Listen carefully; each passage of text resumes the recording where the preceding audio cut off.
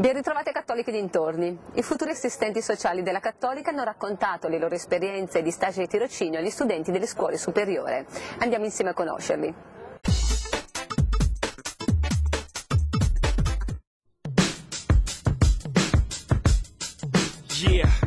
Yeah, I'm out at Brooklyn. Now I'm down in Tribeca, right next to the Narrow. But I'll be hood forever. I'm the new Sinatra. And since I made it here, I can make it anywhere. Laura Panza, tu hai svolto un tirocinio sull'interazione e il sostegno tra le famiglie d'appoggio e le famiglie d'origine. Dove e come è andata questa esperienza? È stata un'esperienza positiva perché ha contribuito comunque a una crescita personale oltre che professionale.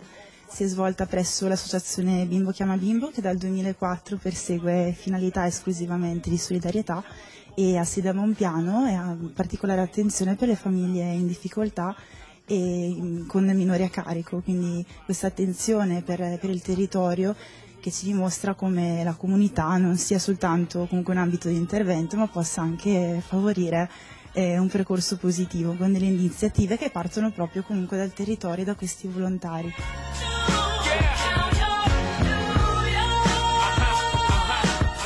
All'interno del servizio Porta Accanto, che è un servizio che offre ascolto, aiuto e accoglienza alle famiglie, mi sono posta un po' come un'ulteriore figura di ascolto nei confronti di queste famiglie che svolgono l'appoggio familiare, che è una sorta di alternativa all'affido in modo un po' più informale, famiglie che mosse da solidarietà e comunanza comunque accompagnano questi nuclei che vivono un momento di difficoltà temporanea in un percorso che dovrebbe portarli all'autonomia.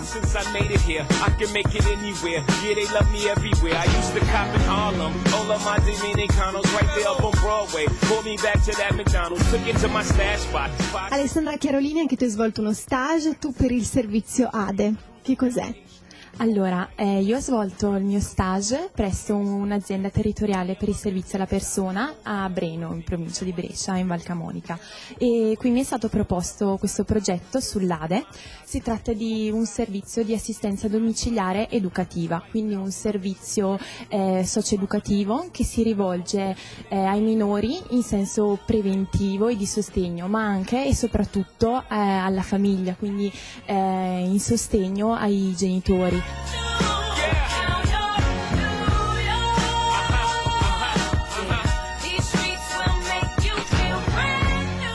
Allora, questa esperienza di sicuro mi ha dato una grande fiducia nei confronti delle famiglie e nei confronti di questi servizi domiciliari educativi. Mi hanno fatto capire che in realtà un po' tutte le famiglie sono in qualche modo bisognose, incontrano qualche difficoltà, e mi ha fatto capire che è importante non etichettare queste famiglie come problematica, come dei genitori inadeguati. Mi ha aiutato quindi a comprendere l'importanza di lavorare sempre non solo sulle difficoltà, ma anche e soprattutto sulle risorse delle famiglie.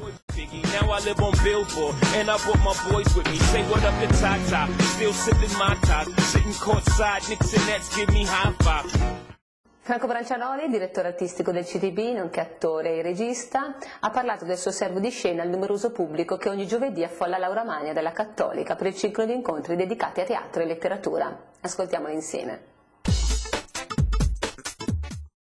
Vi faccio fare sta per dirla, entra il servo di scena e lui c'ha già la mano sulla faccia della ragazzina. Stavo esaminando la struttura ossea. Il servo fa fila via Irene, fila via, e lui anzi fila via Irene, fila via. Poi si gira verso il servo e fa: attrice nata, si vede sempre dagli zigomi. E c'è, è pieno di queste battute.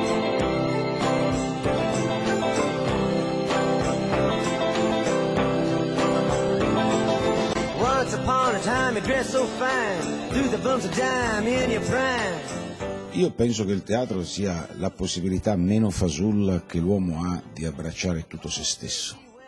Nessun'altra forma artistica ha questa possibilità. Purtroppo si vive in un paese che non conosce il teatro.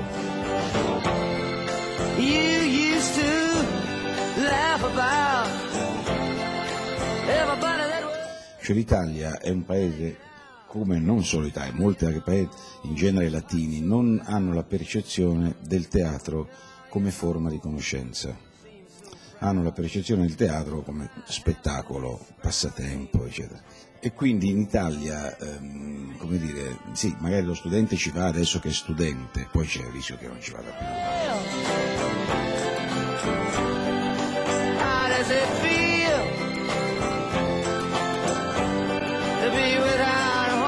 Direttore artistico del CTB, come mai quest'anno la messa in scena di Servo di Scena? In genere quando uno viene nominato direttore artistico spara giù un progetto, no, disteso su anni, e l'idea mia era, siccome c'erano dei testi tedeschi che parlavano dell'Italia, cioè era interessante perché era l'Italia vista da dei tedeschi, però purtroppo questi spettacoli, essendo appunto tedeschi, usano una forma teatrale poderosa e quindi costano. No, costano, non che costano come devono costare, ma sono costi oggi impossibili per i budget che hanno i teatri italiani.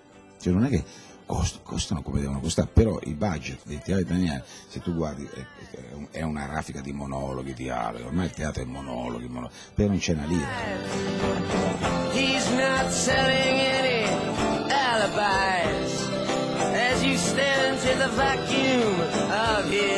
Mi era venuto in mente questo testo che unisce una qualità che gli inglesi hanno, come i grandi paesi teatrali, cioè di avere un testo di una certa leggerezza, no? Che rasenta quasi il teatro di intrattenimento, ma che però 2 o 3 zampate nel profondo le dà. With no direction home, a complete unknown. E ora andiamo insieme a scoprire quali libri ha scelto per noi Silvia Mazzetti.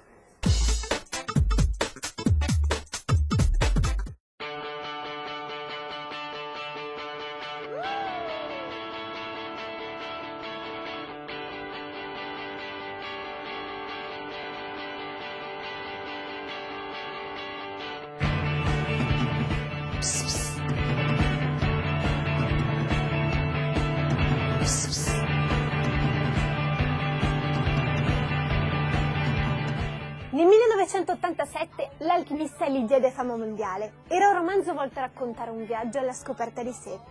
Anche in quest'ultimo suo romanzo, Aleph, l'obiettivo è lo stesso. Il protagonista è Paolo, che sta vivendo un momento molto difficile, una profonda crisi interiore. Come si può fare per rinascere spiritualmente se non ricominciare tutto da capo? Paolo partirà per un lungo viaggio per il mondo, che rappresenta in realtà anche un viaggio all'interno di se stesso. Visiterà l'Africa, l'Europa e l'Asia e rincontrerà Hilal, una ragazza talentosa, una violinista, che lo aiuterà a riscoprire che cos'è l'amore. Ogni posto che visiterà gli darà forza e coraggio e soprattutto occhi nuovi per affrontare le difficoltà di ogni giorno e ricominciare a vivere. Questo è Aleph di Paulo Coelho.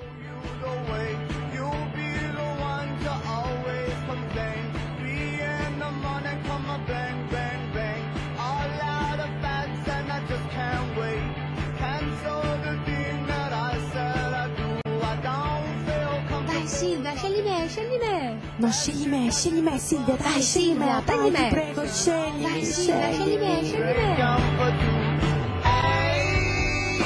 Il silenzio dell'onda è l'ultimo romanzo di Gianrico Carofiglio. Il protagonista si chiama Roberto Marias ed è un ex agente sotto copertura che con l'aiuto di uno psichiatra sta cercando di ricostruire il suo passato.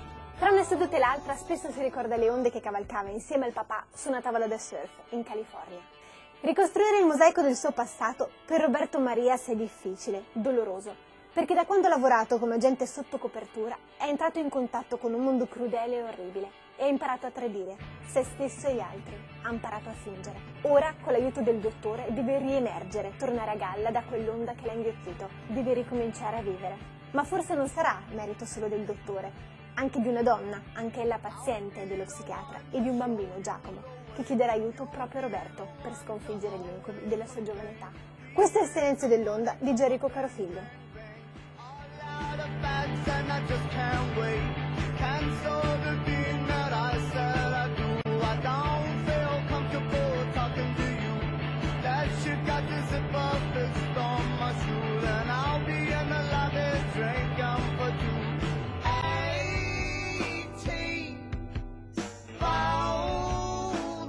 La protagonista si chiama Vittoria, ha 18 anni e lavora come ferraia. Ha avuto un'infanzia orribile, perché abbandonata nella culla è rimbalzata da una famiglia adottiva ad un'altra, fino a quando non ha incontrato Elizabeth, che le ha fatto davvero madre e le ha trasmesso il suo amore per le piante, per i fiori. Solo loro possono capirla.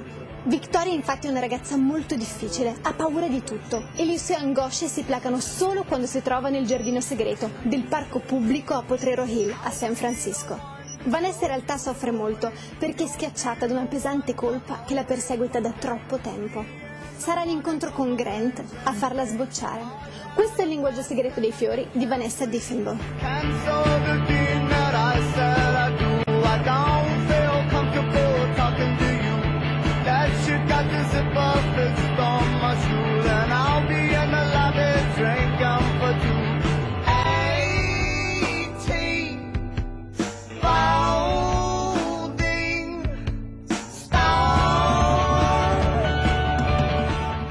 Anche per oggi è tutto, vi do appuntamento la prossima settimana, come sempre il venerdì alle 20:45 su Teletutto. E per chi volesse rivedere i nostri servizi sono disponibili su YouCat. Grazie per essere stati con noi.